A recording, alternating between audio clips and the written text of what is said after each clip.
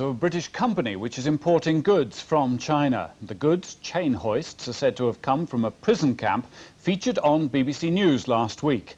American customs officials have already started criminal investigations against an American company importing the chain hoists. Sue Lloyd-Roberts reports.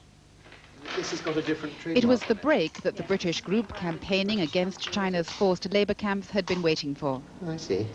They bought the chain hoists in Britain with the American Campbell McKinnon logo on, which they say are identical to those that have been seized by customs in America.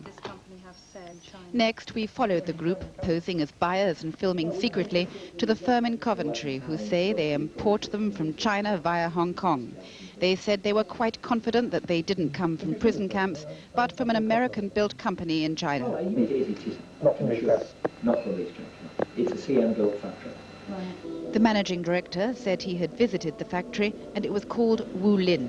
Where? Wu Lin. Wu Li? Wu Lin. Where's that? A mile from anywhere. From the outside, the Wu Lin machine factory looks the picture of a Chinese company geared to export.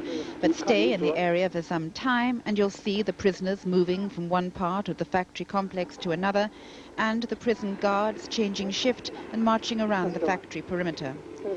Chinese official documents show that Wu Lin machine tool factory is in fact Zhejiang province prison number 4.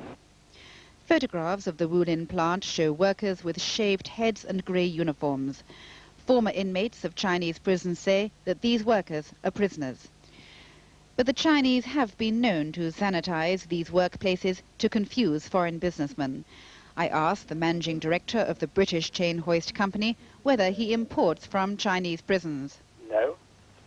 Well, what efforts have you made to check where the goods come from? We've been dealing with the same agent for over 23 years, and we've no reason to doubt his integrity. Mr. Henson refused to talk about his visit to Wu Lin. There are believed to be over 2,000 forced labour camps in China. They're condemned by human rights groups and Western businesses, like this hire company in Kent, who refused to buy from China for ethical reasons, but by taking the moral high ground, they and others in the business suffer. From an economic viewpoint, we can't compete. The cost base from which they work, which employs prison labour, is effectively zero labour cost. The Foreign Prison-Made Goods Act was introduced to protect British products from those made by slaves in the 19th century. But a company can only be prosecuted in Britain today if they import prison goods knowingly.